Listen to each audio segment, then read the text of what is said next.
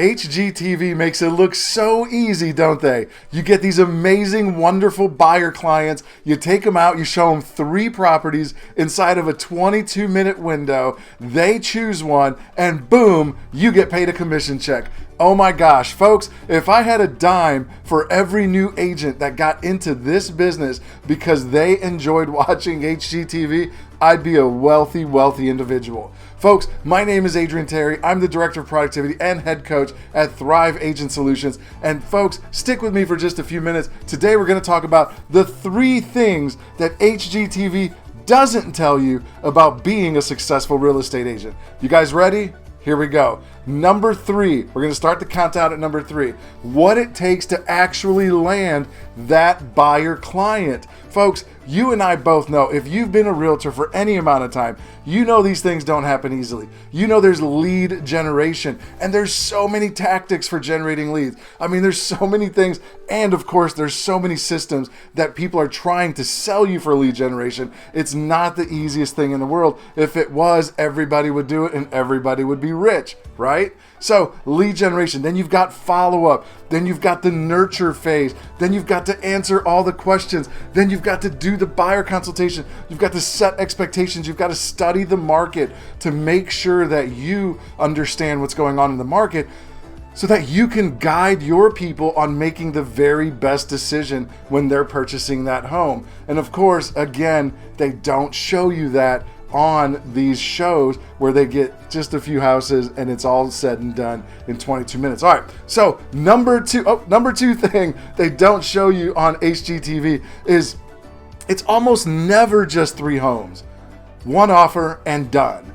I mean, wouldn't that be amazing? You go out, you show 3 homes, you write 1 offer, and boom, it's done. Especially in today's market, it's definitely not like that. You've got multiple offers, you've got multiple tons and tons of showings. Folks, it's a big decision, and most buyers, they will actually want to see several homes. And if you're not careful, you might actually get sucked into a situation where you're showing 30 or 40 or 50 homes, and that's not going to be great for your bottom line, I promise you.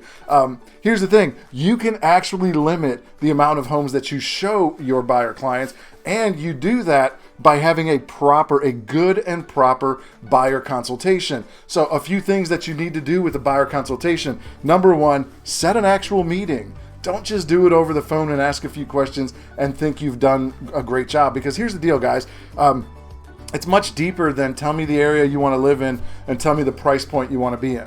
It's much deeper. You've got to ask detailed questions about their needs, their wants. How will they use the different rooms in the house? How will they use the property, the backyard, the front yard, the garage? Why are these things important to them? You need to dig so deep that when you see a house on the MLS that you think fits, you don't just think it fits, like you know it fits, because you know their wants and needs at such a deep level. Folks, you got to use a system. You got to use a great system to get this done, and you've got to do it the same way every single time so you can have those predictable, repeatable results that we like to see in our businesses, okay?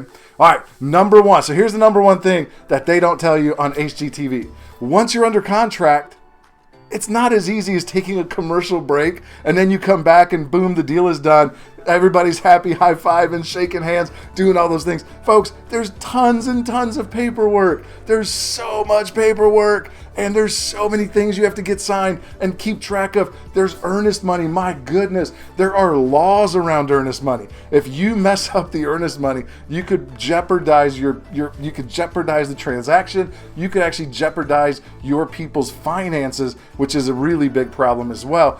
There's the inspection phase. So you've got to get inspections done, and you've got to recommend that they have a professional do it, because you don't want any ugly, super expensive surprises popping up that first week when they move in to this brand new, new to them, right? So okay, now that I said that, let me back it up a little bit. Folks, this is a sidebar.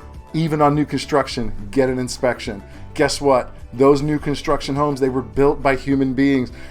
And I don't know any perfect human beings. I don't know any perfect contractors, carpenters, plumbers. I don't know anybody who's perfect. And mistakes are made and things are overlooked. So even on a new construction property, get a home inspection. It'll be worth its weight in gold if they find something that needs to be addressed by that builder before you guys move in. So here's the deal. Once you get that inspection report, it's another negotiation.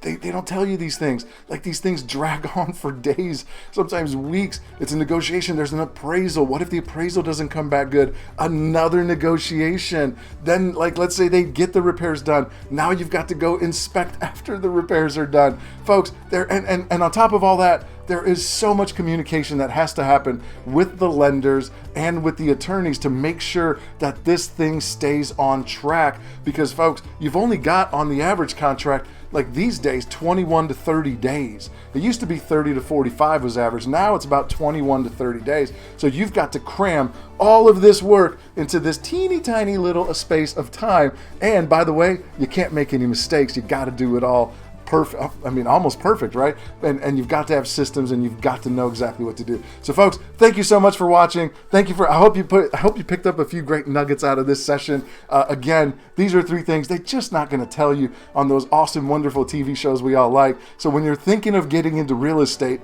if you're basing that decision on a 22-minute show, give me a call. Let's have a conversation about that. All right, guys, thanks for watching. Click subscribe. Look for more content coming soon. Y'all have a great day. Good luck out there.